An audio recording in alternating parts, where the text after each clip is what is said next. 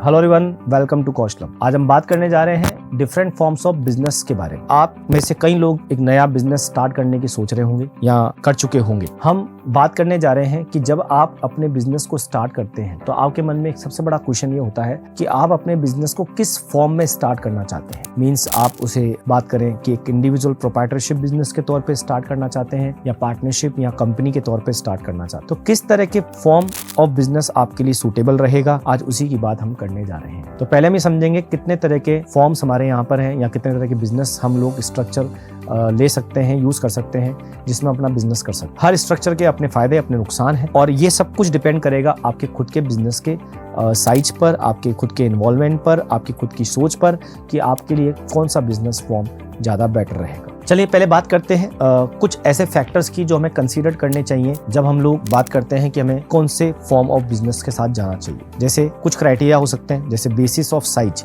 अगर हम बात करें साइज की, अगर आपका बिजनेस साइज माइक्रो है, स्मॉल है, मीडियम है, उसके हिसाब से आप अपनी कंपनी मतलब अपनी बिजनेस की, अपनी फर्म की साइज को या अपने बिजनेस को सेलेक्ट कर सकते हैं। जैसे अगर आप एक माइक्रो लेवल पे मतलब छोटे लेवल बिजनेस करना चाहते हैं तो आपके लिए इंडिविजुअल प्रोप्राइटरशिप फर्म ही काफ़ी है, क्योंकि वहाँ अकेले आप ओनर होते हो तो आप अकेले मैनेज कर सकते हैं, आपके ट्रांजेक्शन्स कम होंगे, तो इसलिए आपके लिए वो फॉर्म बेटर रहेगा। वहाँ आपके लिए कुछ लीगल फॉर्मेलिटीज़ वगैरह जो होती हैं वो कम रहेंगी। इसी तरह कितने नंबर ऑफ मेंबर्स आपके बिजनेस में रिक्वायर्ड हैं। अगर आपको ज़्यादा लोग चाहिए, मींस आप अकेले बिजनेस में ज़्यादा पैसा नहीं लगा सकते, आपकी खुद की लिमिटेशंस हैं, तो उसके इसमें डिपेंड करेगा कि आप चाहें तो फिर पार्टनरशिप बिजनेस के साथ जा सकते हैं। अब पार्टनरशिप में भी अपनी एक लिमिटेशंस हैं नंबर ऑफ मेंबर्स की।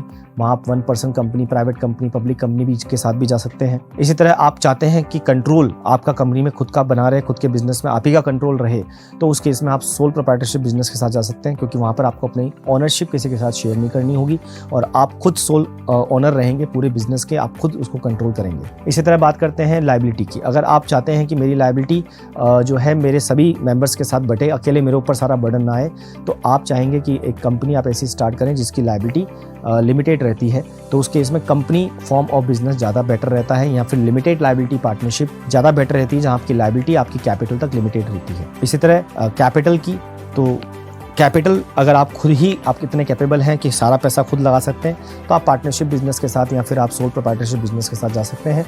लेकिन अगर आपको वहाँ पब्लिक की भी हेल्प चाहिए होगी, लोग चाहते हैं आपकी शेयर्स के थ्रू पैसा लाया जाए, तो उस केस में आपके लिए कंपनीज पब्लिक कंपनी के तौर पर बिजनेस करना ज़्यादा बेटर है। तो ये कुछ बेसिस हो सकते हैं आपके डिसीजन क्राइटेरिया के कि आप किस बेस पर अपना बिजनेस जो है फॉर्म ऑफ बिजनेस चुनेंगे। अब पहले बात कर लेते हैं कितने तरह के फॉर्म्स हमारे यहाँ पर हैं। जैसे प्राइवेट लिमिटेड कंपनी भी आप ओपन कर सकते हैं, पब्लिक कंपनी कर सकते हैं, partnership, LLP, 1 person company, sole proprietorship, section 8 company.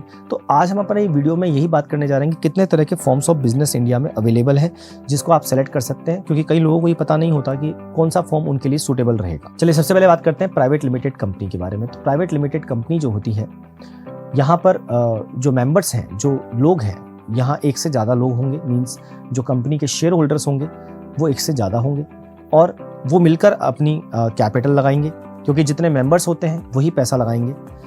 Maximum यहाँ मेंबर्स हो सकते हैं 15 और मिनिमम जो है उसकी लिमिट है 2, मतलब 2 मिनिमम मेंबर्स इसमें होने जरूरी हैं, जिसमें से एक का डायरेक्टर होना भी जरूरी है जो इंडिया का रेसिडेंट होना चाहिए। अगर हम बात करें मिनिमम शेयर होल्डर्स की, तो वो हो सकते हैं यहाँ पर 2 और मैक्सिमम शेयर होल्डर्स जो हो सकते हैं वो 200। जो ऑथराइज कैपिटल है आपकी वो मिनिमम रहेगी 1 लाख रुपए, इससे ज़्यादा आप उसको कर सकते हैं, लेकिन 1 लाख रुपए मिनिमम कैपिटल आपके बिजनेस में होनी चाहिए। इसी तरह आपका रजिस्टर्ड ऑफिस इंडिया में ही होना चाहिए, तभी आप एक प्राइवेट लिमिटेड कंपनी खोल सकते हैं। अब बात करते हैं पब्लिक कंपनी की। पब्लिक कंपनी और प्राइवेट लिमिटेड कंपनी में सबसे खास फर्क जो है वो ये है कि आप पब्लिक के थ्रू फंडिंग कर सकते हैं, पब्लिक से पैसा ला सकते हैं, शेयर्स इशू कर सकते हैं। प्राइवेट कंपनी शेयर इशू नहीं कर सकती, उसकी लिमिटेशन है। उसके मेंबर्स ही जो कंपनी के डायरेक्टर्स बनेंगे, मेंबर्स बनेंगे, वही उसमें शेयर्स के थ्रू पैसा लगा सकते हैं। तो फंडिंग की लिमिटेशन रहेगी प्राइवेट कंपनी के साथ। पब्लिक कंपनी में फंडिंग की लिमिटेशंस हट जाती हैं, क्योंकि आप अपनी कंपनी को स्टॉक एक्सचेंज में लिस्ट करके पैसा ला सकते हैं शेयर्स के माध्यम से। पब्लिक कंपनी में कम से कम 3 डायरेक्टर होने चाहिए और उसमें से एक डायरेक्टर इंडिया का रेसिडेंट होना चाहिए। कम से कम मिनिमम 7 शेयर होल्डर होने चाहिए और मैक्सिमम की यहाँ कोई लिमिट नहीं है, डिपेंड करता है आपकी ऑथराइज कैपिटल कितनी है।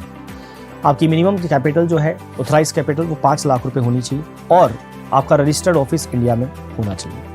इसके तरह आप पब्लिक कंपनी ओपन कर सकते हैं।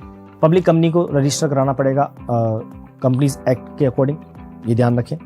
जब आप बिजनेस सेलेक्ट कर रहे हैं तो इस पार्ट कंपनी के पार्ट में प्राइवेट या पब्लिक जैसा आप चाहें, पब्लिक कंपनी के साथ आप जा सकते हैं अगर आपको फंडिंग शेयर्स के थ्रू लानी है। बाहर से पब्लिक चाहती है, आप चाहते हैं पब्लिक के थ्रू पैसा लाया जाए, और अगर आप अपना ही पैसा लगाना चाहते हैं तो आप प्राइवेट कंपनी के थ्रू बिजनेस कर सकते हैं। लेकिन आपको कंपनीज एक्ट के सभी रूल्स, प्रोविजंस, कंप्लायंसेस फॉलो करने होंगे। यहाँ सबसे बड़ी प्रॉब्लम कंप्लायंसेस के साथ भी है। अगर आप इतने कंप्लायंसेस फॉलो कर सकते हैं जो कंपनीज एक्ट के अकॉर्डिंग कंपलसरी है तो फिर आप कंपनीज के साथ जा सकते हैं। अदरवाइज अगर आप साइज ऑफ बिजनेस और आप कंप्लायंसेस की टेंशन में नहीं फंसना चाहते हैं तो आपके लिए फिर company form of business better नहीं है। अब बात करते हैं पार्टनरशिप बिजनेस की। तो पार्टनरशिप बिजनेस में और सोल प्रोप्राइटरशिप बिजनेस में एक ही फ़र्क होता है कि यहाँ पार्टनर्स जो हैं, जो ओनर्स हैं वो ज़्यादा होते हैं। सोल प्रोप्राइटरशिप बिजनेस में एक ही ओनर होता है, लेकिन पार्टनरशिप में आप एक से ज़्यादा लोग मिलकर काम कर सकते हैं। एक से ज़्यादा लोग इसलिए मिलना चाहते हैं, साथ में काम करना चाहते हैं, क्योंकि वो अकेले उस बिज़नेस को मैनेज नहीं कर सकते, उस बिज़नेस में फंड्स को अरेंज नहीं कर सकते। इसलिए पार्टनरशिप में कम से कम 2 लोग होंगे और मैक्सिमम जो है तो पार्टनरशिप एक्ट के अकॉर्डिंग तो 10 मेंबर्स हैं अगर बैंकिंग बिजनेस है, और अगर नॉन बैंकिंग बिजनेस है तो 20 है, और अगर बात करें कंपनीज एक्ट के हिसाब से तो 50 मेंबर आप पार्टनरशिप में आज के टाइम में ले सकते हैं। अब पार्टनरशिप बिजनेस की सबसे बड़ी लिमिटेशन ये है कि पार्टनरशिप बिजनेस में आपकी लायबिलिटी अनलिमिटेड होती है। इस बात का ध्यान रखेंगे। इन केस अगर आपकी फर्म के ऊपर कोई लायबिलिटी आती है और फर्म की जो असेट्स हैं या फर्म की जो प्रॉपर्टी है उससे आप वो लायबिलिटी पे नहीं कर पाते हैं तो आपको पर्सनली असेट्स बेचकर, मींस आपको पर्सनली पार्टनर्स को पर्सनली अपनी जेब से पैसा देना पड़ेगा। ये पार्टनरशिप की सबसे बड़ी लिमिटेशन है, जो कि लिमिटेशन सोल प्रोप्राइटरशिप की भी होती है। लेकिन कंपनी फॉर्म की यही सबसे बड़ी एडवांटेज है कि वहाँ जो कंपनी के डायरेक्टर्स हैं, कंपनी के शेयर होल्डर्स हैं, उनकी जो लायबिलिटी है वो लिमिटेड रहती है। अप टू द अमाउंट, जितना उनका शेयर का अमाउंट है, जितनी शेयर कैपिटल उन्होंने लगाई है फर्म में, उतनी ही उनकी लायबिलिटी हो सकती है। इससे मैक्सिमम लायबिलिटी वो बियर करने के लिए लायबल नहीं होती। पार्टनरशिप की जो लिमिटेशन है उसके लिए एक नया फॉर्म आया, limited liability partnership. Limited liability partnership में आपको लगभग कंपनी के फीचर मिलेंगे, जहां पर नाम से समझ में आ रहा है कि जो पार्टनरशिप होगी है तो पार्टनरशिप, मिलकर लोग काम करेंगे, लेकिन आपकी जो लायबिलिटी होगी वो लिमिटेड होगी। प्रॉफिट को आप पार्टनरशिप में आपस में बांटते हैं, जबकि शेयर होल्डर में आपको प्रॉफिट अपने शेयर होल्डर्स के साथ भी बांटना होता है। मिनिमम लायबिलिटी पार्टनरशिप के केस में आपकी मिनिमम ऑथराइज कैपिटल 1 लाख होनी चाहिए। एटलीस्ट 1 डेजिग्नेटेड पार्टनर होना चाहिए जो इंडिया का रेसिडेंट होना चाहिए। मिनिमम की लिमिट वही है, मैक्सिमम की कोई लिमिट नहीं है। यहाँ पर कैपिटल पे डिपेंड करता है। और एटलीस्ट यहाँ पर एक पार्टनर जो है वो कॉर्पोरेट बॉडी का होना चाहिए, मीन्स एक पार्टनर होना चाहिए जो कि इंडिविजुअल पर्सन होना चाहिए। बाकी कॉर्पोरेट बॉडीज भी हो सकती हैं, मीन्स कोई कंपनी, कोई फर्म भी को भी आप पार्टनर बना सकते हो। और no requirement for shared capital since each partner must have an agreed contribution. हर पार्टनर का अपना यहाँ पर एक एग्रीड कंट्रीब्यूशन होगा, मतलब पैसा लगा हुआ होगा बिजनेस में, तो शेयर्ड कैपिटल की जरूरत नहीं होती। 1 पर्सन कंपनी, आजकल ये भी एक नया फॉर्म है। 1 पर्सन कंपनी में जो मेन बात है वो ये कि एक अकेला व्यक्ति भी, एक अकेला इंडिविजुअल भी कंपनी फॉर्म में बिजनेस कर सकता है अगर वो चाहे तो। मतलब वो पार्टनरशिप में या वो सोल प्रोप्राइटरशिप में बिजनेस नहीं करना चाहता तो वो बिजनेस कर सकता है 1 पर्सन कंपनी के तौर पर। अधिकतर एग्रीकल्चर बिजनेस के लिए 1 पर्सन कंपनी जो है वो सूटेबल रहती है। जैसे कोई पर्सन है, कोई फार्मर है और वो अपनी कंपनी स्टार्ट करना चाहता है और खुद के द्वारा ही पैसा वगैरह सब लगाना चाहता है तो 1 पर्सन कंपनी के फॉर्म को सेलेक्ट कर सकता है। इसमें सोल प्रोप्राइटरशिप के सारे फीचर्स अवेलेबल हैं, प्राइवेट लिमिटेड कंपनी के सारे फीचर्स अवेलेबल हैं। मींस आपकी कंपनी एक तरीके से प्राइवेट कंपनी कहलाएगी यहाँ पर, लेकिन यहाँ मेंबर्स की लिमिटेशंस नहीं रहेगी कि कम से कम इतने मेंबर होने चाहिए। तो एक पर्सन भी कंपनी खोल सकता है। हाँ, यहाँ आपको अपना नॉमिनी अपॉइंट करना जरूरी होता है इनकॉर्पोरेशन मतलब रजिस्ट्रेशन के टाइम पर, क्योंकि आपकी एब्सेंस में आपकी कंपनी का डायरेक्टर कौन होगा, लाइबल कौन होगा, ओनरशिप किसके पास रहेगी, तो उसके लिए जरूरी है कि आप नॉमिनी अपॉइंट करें। तो ये होती है 1 पर्सन कंपनी। अगर आप छोटे लेवल पे बिजनेस करना चाहते हैं तो सबसे अच्छा फॉर्म है आपके लिए सोल प्रोप्राइटरशिप। यहाँ कंपनी के ओनर भी आप रहेंगे, लायबिलिटी भी आपकी रहेगी, आपको कंट्रोल भी शेयर नहीं करना होता किसी के साथ। तो ये सब आपके लिए फायदे रहते हैं सोल प्रोप्राइटरशिप में। लेकिन अगर आप बड़े लेवल पे काम करना चाहते हैं, स्केल ऑफ बिजनेस बड़ा है, तो उस केस में सोल प्रोप्राइटरशिप में आप अकेले काफ़ी परेशान हो सकते हैं, क्योंकि आपके पास कैपिटल की लिमिटेशंस हो सकती है, आपके पास मैनेजमेंट की लिमिटेशंस होंगी। तो इसलिए वहाँ पर फिर आपके लिए सोल प्रोप्राइटरशिप बिजनेस बेटर नहीं है। सेक्शन 8 कंपनीज चैरिटेबल पर्पस के लिए ओपन की जाती है। अगर आप कोई चैरिटेबल पर्पस, जैसे आप प्रमोशन ऑफ आर्ट, साइंस या लिटरेचर, एजुकेशन या केयरिंग ऑफ नीडी पर्सन्स, उनकी हेल्प में लगे हुए हैं, या आप एनवायरनमेंट को प्रोटेक्ट करने के काम में लगे हुए हैं, तो आप एक सेक्शन 8 कंपनी ओपन कर सकते हैं। सेक्शन 8 कंपनी अधिकतर चैरिटेबल पर्पस के लिए ही ओपन की जाती है। तो ये है डिफरेंट फॉर्म्स ऑफ बिजनेस। जब भी आप अपना बिजनेस सेलेक्ट करें, जो फैक्टर्स मैंने आपको बताए उन्हें कंसीडर करें। आपके साइज ऑफ बिजनेस, कैपिटल क्या रहेगी, कौन कैसे अरेंज होगी, कंट्रोल ऑफ बिजनेस, लायबिलिटी की बात ध्यान रखना है, आप कितनी लायबिलिटी रखना चाहते हैं।